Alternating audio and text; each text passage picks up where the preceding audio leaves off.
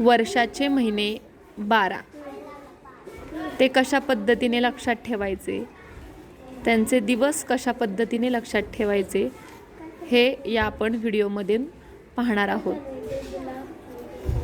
या पद्धतीने हाताची मूठ करून उंचवटा आणि खोलगट भाग, उंचवटा खोलगट भाग, उंचवटा खोलगट भाग, उंचवटा, या पद्धतीने आपण 31 दिवस, 30 दिवस, 31 दिवस, 30 दिवस या पद्धतीने आपण दिवस लक्षात ठेवणार आहोत।